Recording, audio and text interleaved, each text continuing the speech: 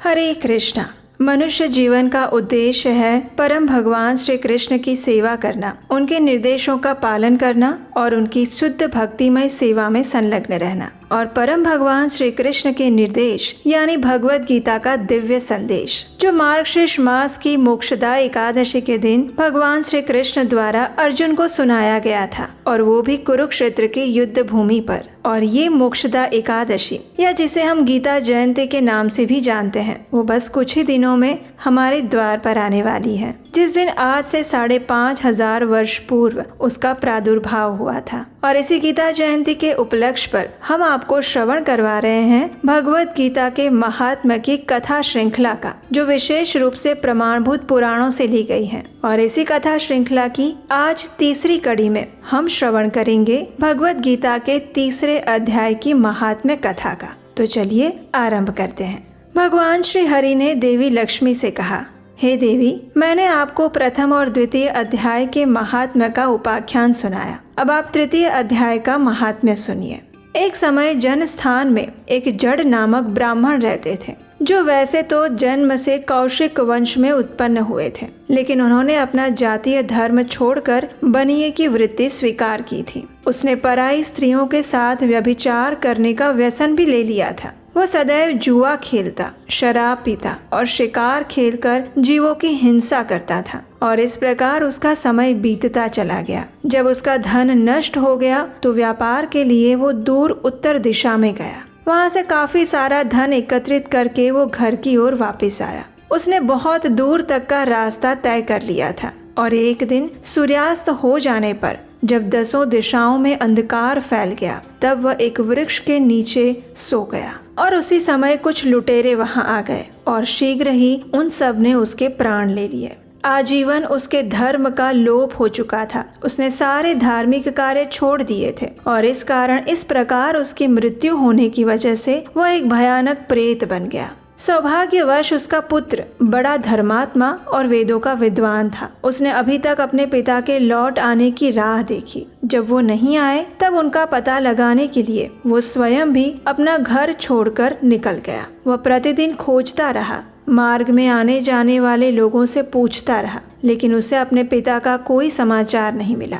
एक दिन एक मनुष्य से उसकी भेंट हुई, जो उसके पिता का सहायक था। उससे सारी परिस्थिति को जानने के बाद उसने अपने पिता की मृत्यु पर अत्यंत शोक किया। उसका ये पुत्र बुद्धिमान था। काफी देर तक सोच विचार करने के बाद अपने पिता का पारलौकिक कर्म करने की इच्छा से वो आवश्यक सामग्री साथ लेकर काशी नगर में जा पहुंचा। उसके मार्ग में 7-8 पड़ाव आए, और 9वें दिन वो उसी वृक्ष के नीचे जा पहुंचा जहां उसके पिता को मार दिया गया था। उस स्थान पर उसने संध्या उपासना की और भगवत गीता के तीसरे अध्याय का पाठ किया। और उसी समय आकाश में एक भयानक आवाज आई। उसने अपने पिता को भयंकर आकार और स्वरूप में देखा, और फिर तुरंत ही अपने सामने आकाश में उसे एक सुंदर विमान दिखाई दिया, जो महान तेज से युक्त था। उसमें अनेकों क्षुद्र घंटिकाएं लगी थी। उसके तेज से चारों दिशाएं प्रफुल्लित हो रही थी, और ये दृश्य देखकर उसके चित्त की व्यग्रता दूर हो गई।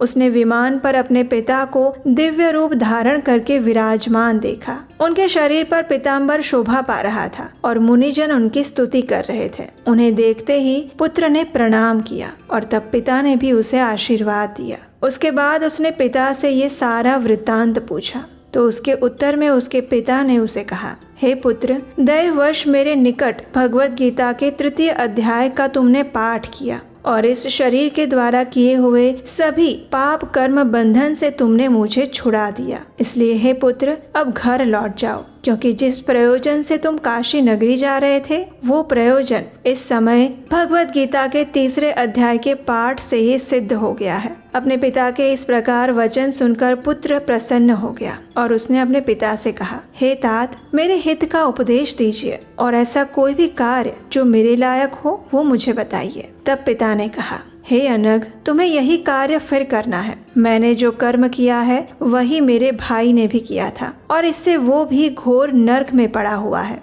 उनका भी तुम्हें उद्धार करना चाहिए, और मेरे कुल के और भी जितने लोग नर्क में हैं उन सब का भी तुम उद्धार करो। यही मेरा मनोरथ है। हे पुत्र, जिस साधन के द्वारा तुमने मुझे इस संकट से छुड़ाया है उसी का अनुष्ठान बाकियों के लिए भी करना उचित है। उसका अनुष्ठान करके उससे होने वाला पुण्य उस नरक में बसने वाले जीवों को मुक्त करा देगा। इससे वे समस्त पूर्वज मेरी ही तरह यातना से मुक्त होकर अल्पकाल में श्री विष्णु के परम पद को प्राप्त हो जाएंगे। पिता का ये संदेश सुनकर पुत्र ने कहा, हे तात, यदि ऐसी बात है और आपकी भी ऐसी ही इच्छा है तो मैं समस्त नारकीय जीवों का नरक से उद्धार कर दूंगा।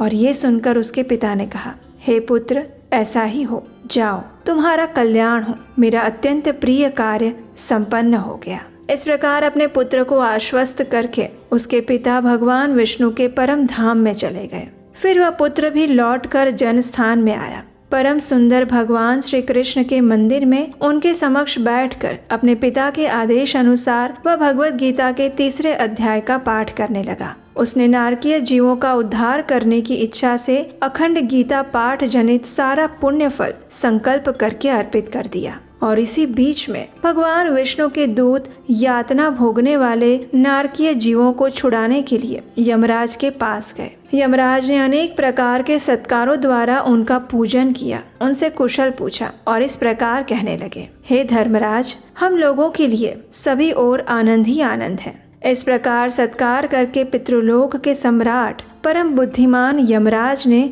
विष्णु दूतों से उनके आने का कारण पूछा। और उस समय विष्णु दूतों ने कहा, हे यमराज, शेष शैया पर शयन करने वाले भगवान श्री हरि ने हमें आपके पास कुछ संदेश लेकर भेजा है। भगवान हमारे मुख से आपकी कुशलता पूछ रहे हैं और वे आज्ञा दे रहे हैं कि आप नरक में पड़े हुए सभी प्राणियों को छोड़ दीजिए। भगवान श्री हरि का ये संदेश सुनकर यमराज ने मस्तक झुकाकर उसका स्वीकार किया और मन ही मन कुछ सोचने लगे। और उसके बाद नरक से मुक्त हुए उन सभी जीवों के साथ वे भी भगवान विष्णु के वास में चले गए। यमराज श्रेष्ठ विमान के द्वारा जहाँ क्षीर सागर है वहाँ आ पहुँचे। वहाँ उन्होंने कोटि कोटि सूर्यों के समान कांतिमान नील कमल दल के समान श्याम सुंदर भगवान श्री हरि का दर्शन किया। भगवान का तेज उनकी शैया बने हुए शेष नाग के फनों की मणियों के प्रकाश से दुगना हो रहा था। उनका हृदय प्रसन्नता से परिपूर्ण था। चारों ओर योगी जन भगवान की सेवा में उपस्थित थे।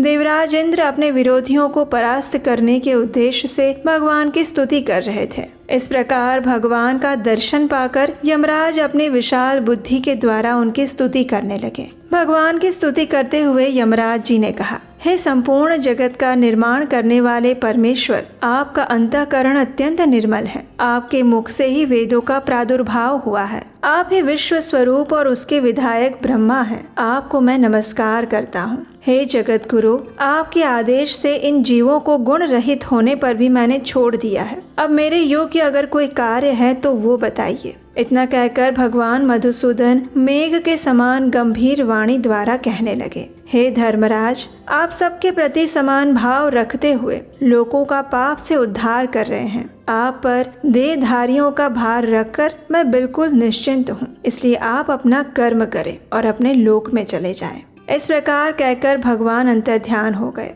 और यमराज भी अपनी पुरी में वापस लौट आए। वह ब्राह्मण अपनी जाति के और समस्त नारकीय जीवों का नरक से उद्धार करके स्वयं भी जीवन के अंत में विष्णु धाम को चला गया। और यही महात्म्य है भगवत गीता के 3 अध्याय का।